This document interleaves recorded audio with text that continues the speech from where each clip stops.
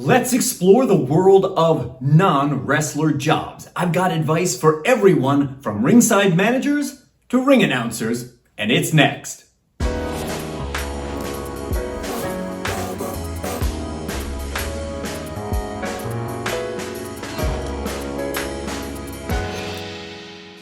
I'm Mike Quackenbush, and this is Till We Make It. If you are passionate about the art of professional wrestling and you're never done learning all about it, then you have landed in the exact right place, my friend. What are you waiting for? Go ahead and join the Till We Make It tribe. Subscribe right now. And now, more than 15,000 subscribers strong. Thank you to each and every one of you out there that have subscribed to this channel. I appreciate you helping me reach this incredible milestone.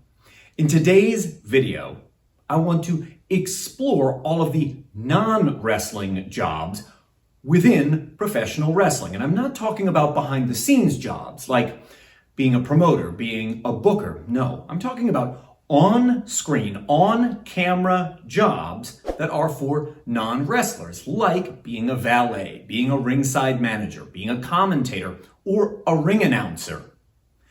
Each of these positions adds something valuable to the show and to the ensemble at large. And when these roles are performed expertly, it elevates wrestling to a higher level.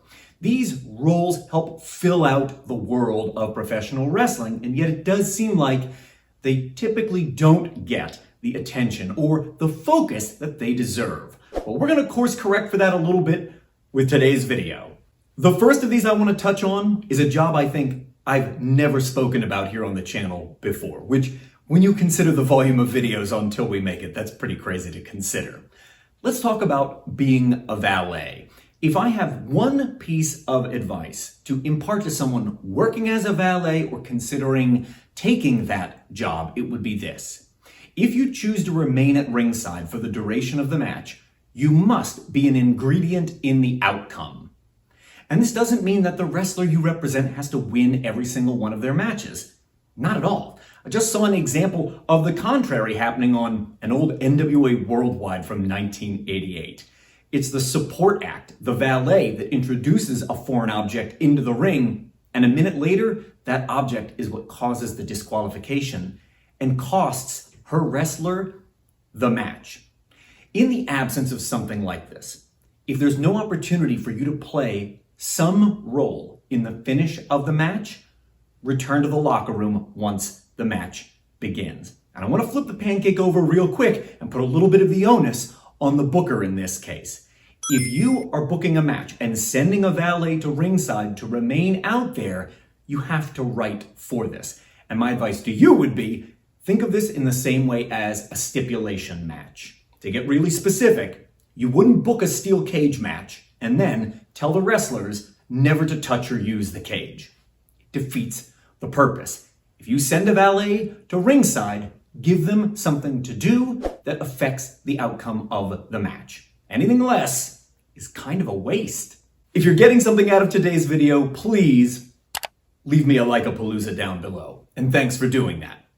Up second on my list, if I could give one piece of advice to ring announcers, it would be this.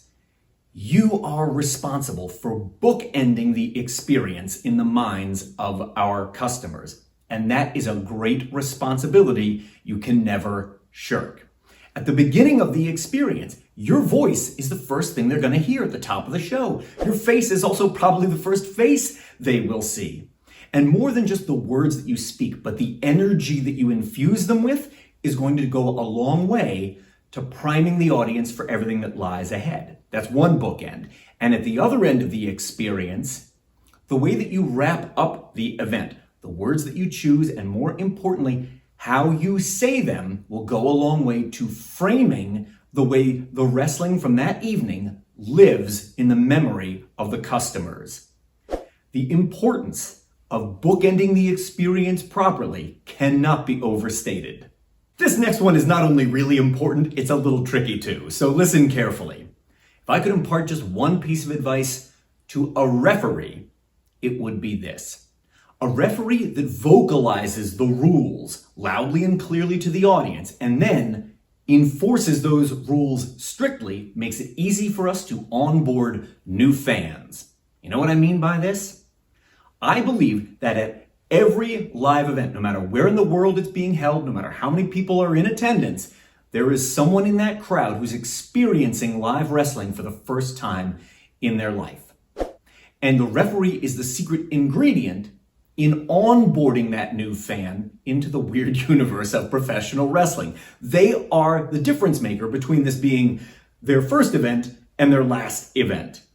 When the rules that define professional wrestling are explained to the audience loudly and clearly by a referee, and then they are enforced strictly, it creates a context against which our entire fictional universe makes more sense. And this makes onboarding that new customer so much easier.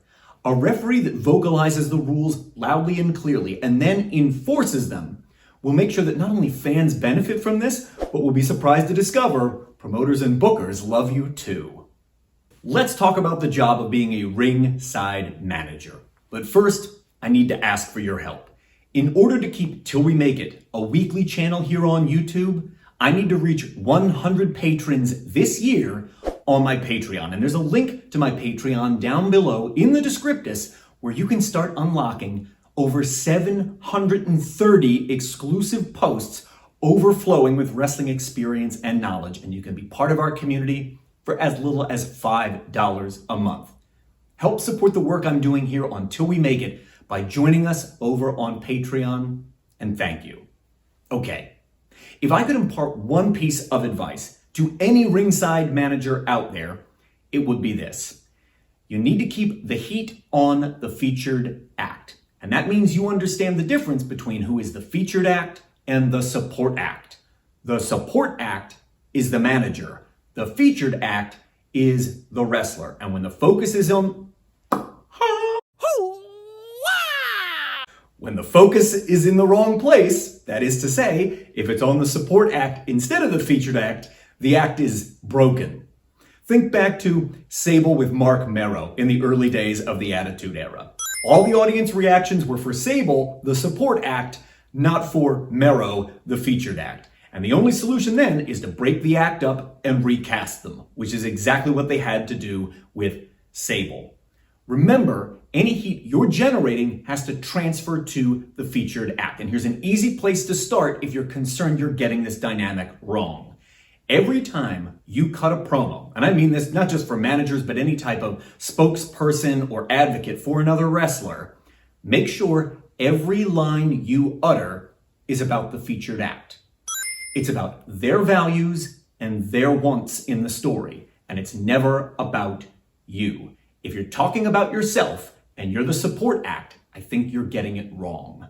And I guess this is as fine a time as any to discuss the job of being a color commentator. And I mean this when the color commentary has been separated entirely from play-by-play. It is your responsibility to detail the interpersonal relationships between the wrestlers and how conflict has arisen from those relationships. And when that's not clear from the booking or the creative team, you're going to sit down with the wrestlers beforehand and invent or otherwise embellish what you've got. Because it is ultimately the interpersonal relationships between the wrestlers and then the conflicts that arise from those relationships that lead to an emotional investment from our customers. And that means ticket sales in the long run. And your job, if you're behind the mic, no matter what role you're filling, is to sell tickets. Provide color to this world by supplying vivid descriptions of those relationships and the how and the why of the conflicts that arise, and you're getting it right. I'll admit this next one is a little broad. It applies to any on-camera role that you might fill in the world of professional wrestling. My advice is this.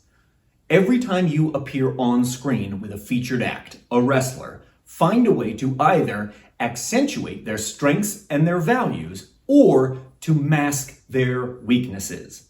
So, what are some examples of that?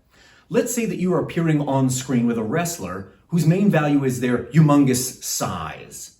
Well, how could you then, by contrast, appear small in the way that you frame the promo or where you stand in relation to each other to accentuate how gigantic this wrestler is. Or conversely, let's say that something goes a little wrong in the ring and you're on commentary.